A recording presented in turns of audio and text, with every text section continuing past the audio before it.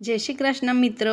તો આજે આપણે સળંગની દાળ બનાવવાના છે। સુરત સાઈડે આને સળંગની દાળ કહે છે અને આને વાલની દાળ પણ કહી શકીએ છીએ।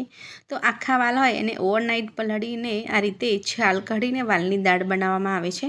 તો તમે રેડીમેડ દાળનો ઉપયોગ પણ કરી શકો છો। તો જો રેડીમેડ દાળ હોય તો તમે ઓવરનાઇટ કે 6 થી 8 કલાક પલાળીને ઉપયોગમાં લઈ શકો છો।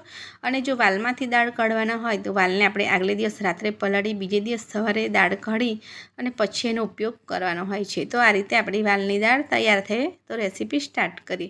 તો સૌપ્રથમ આપણે આજે હું કુકરમાં બનાવવાની છું અને કુકરમાં મેં ઓઇલ લીધું છે, થોડી રાઈ, જીરું અને થોડો અજમો એડ કરીશું।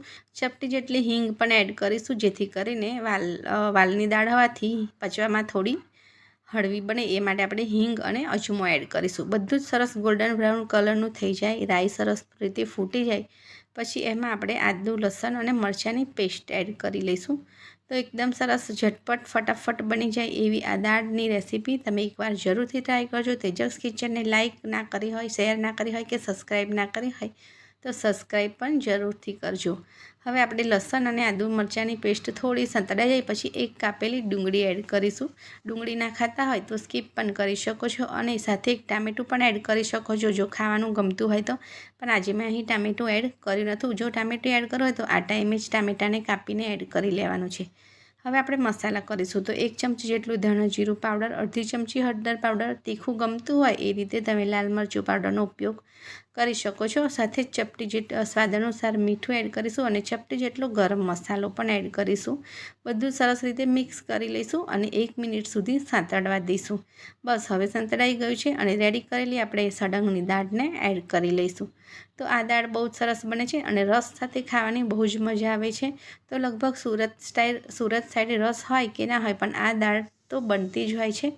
માટે આજે આપણે બધું જ સરસ રીતે મિક્સ કરી લઈશું અને આપણે કુકરમાં એક વિસલ લગાવી લઈશું।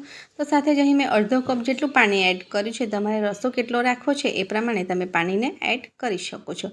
સરસ રીતે મિક્સ કરી લઈશું। જો ગળ પણ ખાતા હોય તો થોડું ગોળ કે ખાંડ પણ એડ કરી શકો છો। બસ હવે મિક્સ કરી અને આપણે લગભગ 3 થી 4 વિસલ વગાડી લઈશું। તો 4 વિસલ થઈ ગઈ છે અને આપણી દાળ પણ એકદમ સરસ ટેસ્ટી અને રેડી પણ થઈ ગઈ છે।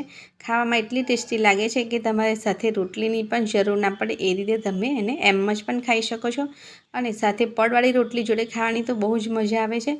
તો એકવાર જરૂરથી ટ્રાય કરજો પડવાળી રોટલી અને આપણે આ રીતની સળંગની દાળ કે વાલની દાળનું શાક। તો છે ને સર્વ કરી લઈએ એક બાઉલમાં, સાથે ઉપરથી ધાણા પણ એડ કરી લઈએ। તો એકદમ સરસ મસાલેદાર એવી આપણી સળંગની દાળ કે વાલની દાળ બનીને તૈયાર છે। તો એકવાર જરૂરથી ટ્રાય કરજો અને તેજસ કિચનને સબસ્ક્રાઈબ